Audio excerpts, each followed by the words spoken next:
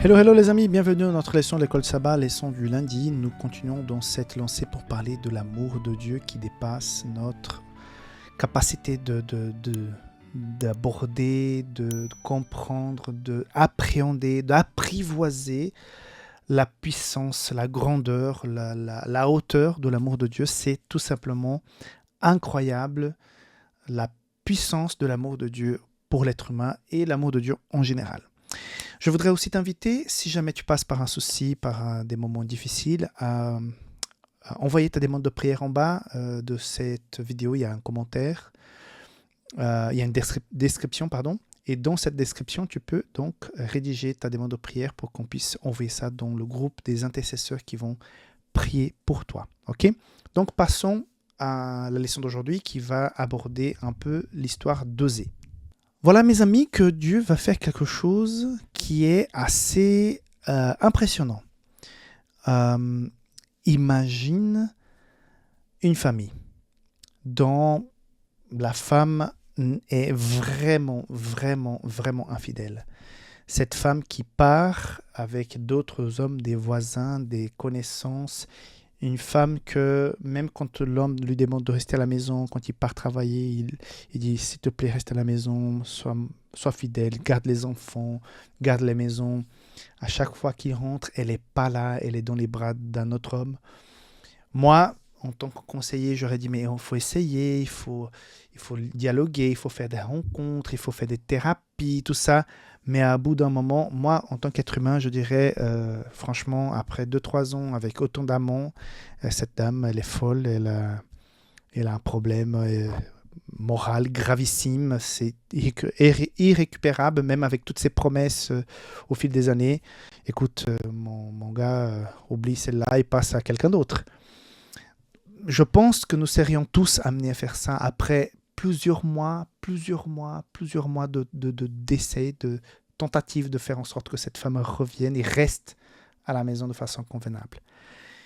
La mauvaise nouvelle, c'est que nous sommes cette femme qui partons assez régulièrement voir d'autres hommes, voir d'autres personnes qui n'ont rien à voir avec le pacte que nous avons fait avec notre conjoint. Et ce conjoint n'est autre que Dieu. Mais imagine-toi encore que Dieu va demander à un prophète qui voulait parler à Israël, qui voulait exprimer à Israël cette idée-là, que Israël était comme une prostituée qui partait tout le temps avec d'autres hommes, et qui demande à ce prophète de se marier avec une prostituée pour que ce qui vit dans sa vie réellement puisse illustrer le message qu'il a pour le peuple. Donc, le prophète est invité à parler au nom de Dieu, mais à vivre une vie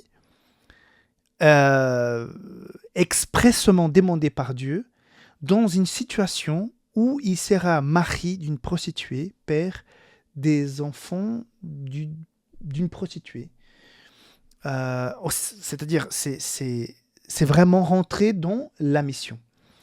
Et le moins qu'on puisse dire, c'est que c'est une situation extrêmement compliquée parce que il le dit ici dans chapitre 1, verset 2, la première fois que l'Éternel adresse la parole à Osée, l'Éternel dit à Osée, va, prends une femme prostituée et des enfants de prostitution, car le pays se prostitue, il abandonne l'Éternel. Donc c'était vraiment dur pour le prophète, il le fait, mais c'est un message pour le peuple, pour que le peuple comprenne qu'il n'écoute pas Dieu. Le prophète est là, le prophète interpelle, le prophète relève les problèmes qui sont accrus de plus en plus dans la communauté. Et pour vraiment se faire comprendre et faire entendre son message, il le vit dans sa chair. La mauvaise nouvelle, encore une fois, c'est que nous sommes cette femme. Combien de fois tu as déjà promis de ne pas faire telle chose et finalement, même si le jour même, 2-3 jours après, tu as tenu bon, peut-être après quelques jours, te voilà à nouveau dans ce péché, dans cet écartement de la voie. Donc le péché, c'est rater la cible. Donc tu rates la cible. C'est notre nature, malheureusement. Ce n'est pas quelque chose qu'il faut faire de façon, on va dire, parce qu'on a envie, parce qu'on a décidé. C'est quelque chose qui est inné à la nature et que sans cette connexion forte avec Dieu, finalement, on peut tomber, ce qui arrive assez souvent. Donc, Mais si la personne décide de ne pas vivre de façon délibérée dans le péché, et c'est ça le message que Dieu veut passer au travers d'Osée, c'est que malgré tout, Dieu est capable de les pardonner, de vivre avec, mais de le faire venir petit à petit, les inviter à prendre des décisions, à des engagements, pour qu'ils puissent sortir de ça. Parce que justement, dans le chapitre 4, verset 4, il est dit « Mais nul ne conteste, que nul ne se livre aux reproches, car ton peuple est comme ceux qui disputent avec les sacrificateurs. » Donc, à quelque part, il est en train de dire que malgré votre façon de faire, malgré votre comportement, comme celle de cette femme, venez, discutons, venez, travaillons, venez sacrifier à nouveau. Vous êtes mon peuple, je vous aime. C'est-à-dire, c'est vraiment énorme l'amour de Dieu et la capacité qu'il a à pardonner. Donc, j'ai déjà eu des réflexes en tant qu'être humain en disant cette personne, elle est complètement perdue, elle est allée vraiment trop loin. Parce que nous jugeons avec un regard humain, mais Dieu, il regarde son peuple, il regarde toi, il regarde moi, il dit non. Rickson, elle a encore une deuxième chance, je pense qu'on peut encore rétablir une connexion, je peux le relever, je peux relever le Matthieu, je peux relever Jeanne, je peux relever Jean, je peux relever Daniel.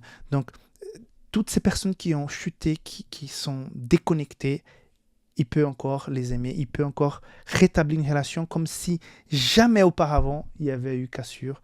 Comme vous savez déjà, un os, quand il se casse, il va se ressouder, c'est là où il va être le plus fort. Donc c'est l'invitation de Dieu pour toi et pour moi, c'est de rétablir, que nous puissions revenir vers les sacrificateurs, que nous puissions revenir vers le sacrifice pour rétablir cette connexion, même si nous avons eu un comportement on va dire, comment exprimer ça, pas un comportement de prostituée, mais un comportement d'infidélité envers Dieu. Voilà. Que Dieu te bénisse, on se voit demain pour la suite. Bye bye.